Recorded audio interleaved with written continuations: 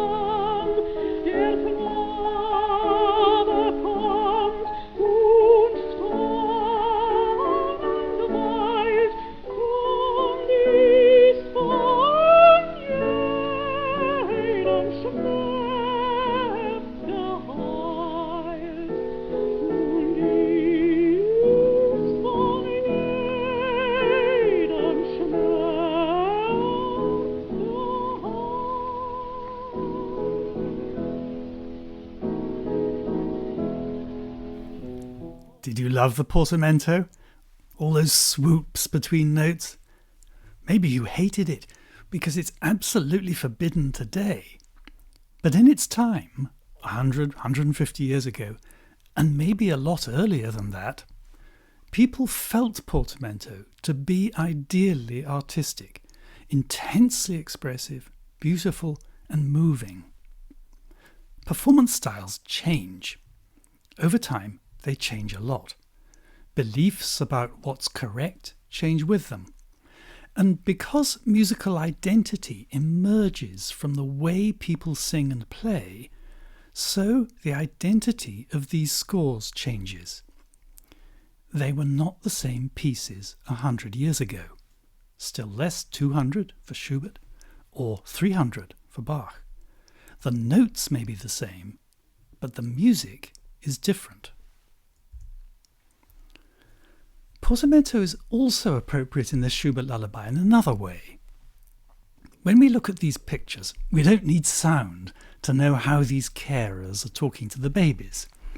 Who's a lovely baby? Don't be too embarrassed, we all do it. People talk to babies in many cultures in very similar ways, so much so that it seems to be naturally selected. We're hardwired to do it. There's a lovely illustration of this in a TED Talk by Patricia Kuhl. So listen to two mothers speaking Motherese, the universal language we use when we talk to kids. First in English and then in Japanese. I love your big blue eyes. So pretty and nice. うわー、大きな茶色いお目目。そして綺麗な黒い髪。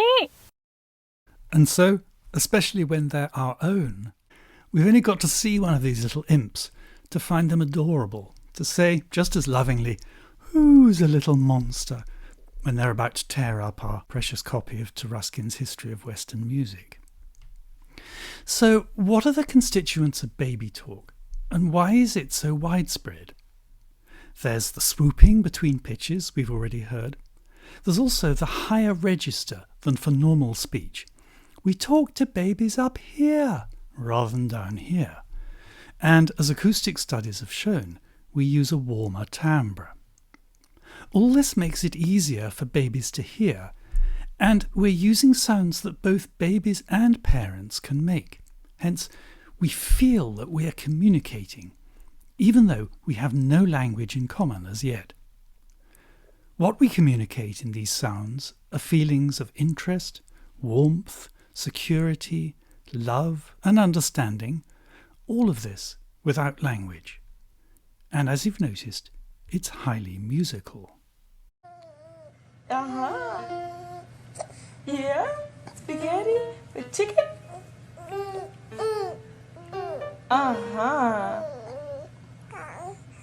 Yeah? Does it make your belly happy? Did it make you very happy? Yeah. Why is it musical? Because that's what music does. It communicates changing feeling states. Through sound, music helps you experience feelings deeply in the company of others. It helps you feel that you're sharing those feelings, even if actually you're all having individual experiences. It helps you feel you belong, that you understand one another. It affords cooperation in groups and love between individuals who share music together. And it does all of that even though we can't know or say exactly what it means. And so we're in exactly the same position as the infant in relation to music. It does for us many of the same things that baby talk does for infants and carers. So it's not surprising that music is often experienced as if it were an other person. There's lots of recent research on this, showing that for many people, music is a virtual human. It suggests a person with a character, with changing moods, with things to communicate, to share with us through sounds.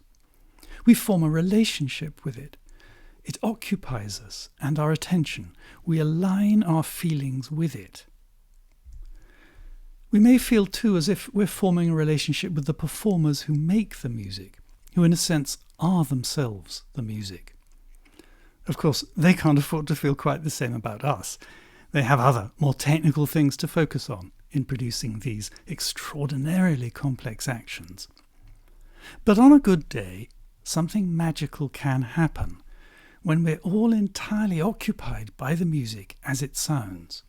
And the only place we want to be is here, and the only thing we want to do is to find out what in this music happens next. In that situation, when one's fully occupied by it, experiencing music is a vivid form of empathy and identification. And this brings with it good news and bad news. The bad news is that when people go to a performance of a favourite piece or composer, they expect to meet in the music a person they know and to find them familiar, reassuringly unchanged. And they can get very upset if they don't, if the performer finds a different person to offer them, created from this score. It's this that gives rise to the often quite vicious language of performance critics faced with an unexpected interpretation.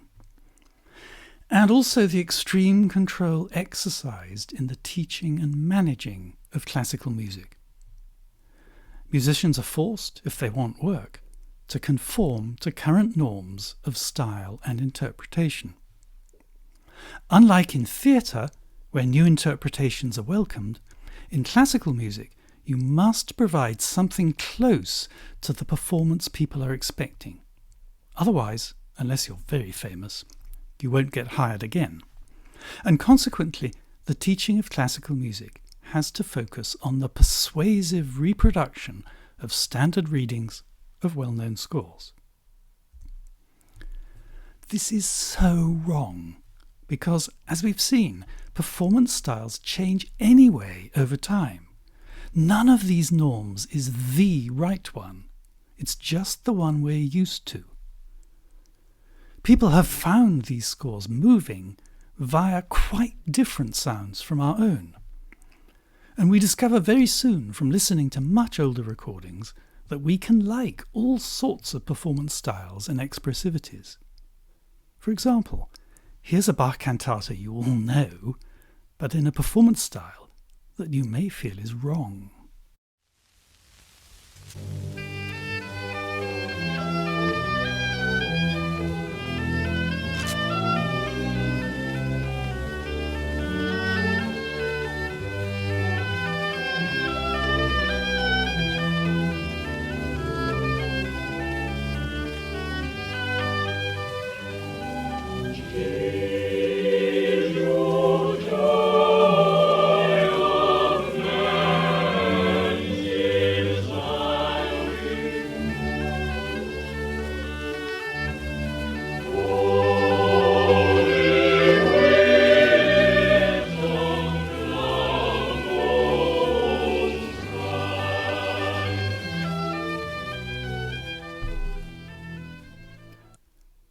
It's easy to imagine what a modern critic would say if we were offered that performance this morning.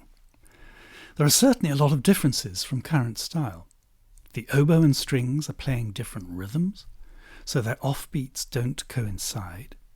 The strings are not playing exactly together, either in time or in pitch, and nor are the singers. There's a fuzziness about their ensemble that would be thought unforgivable today. But it's not a mistake, or amateurishness, or sloppiness. It's intentional, part of the expressive language of performance in the 1930s, their way of sounding empathy.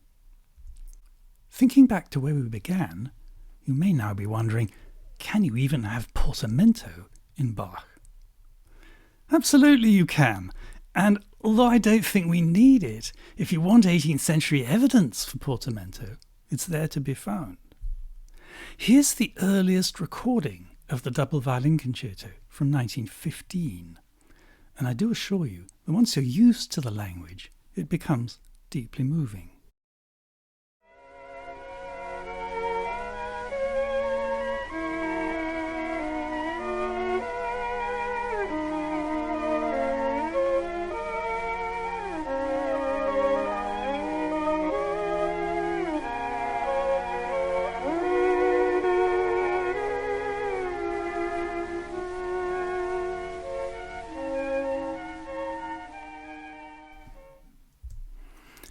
As my last example, here's a Bach performance in which every rule of modern historical performance practice is broken. It's the wrong instrument, the wrong edition, the wrong phrasing, even the wrong notes in the sense that Bach's lines have been put into different octaves in a different key. And yet it's, I think, the most beautiful and moving performance of Bach that's ever been recorded. It's completely miraculous in the layering of colours for the decoration, the melody and the accompaniment. I want to play the whole of this. It's a little over 3 minutes, and then I'll draw all these threads together.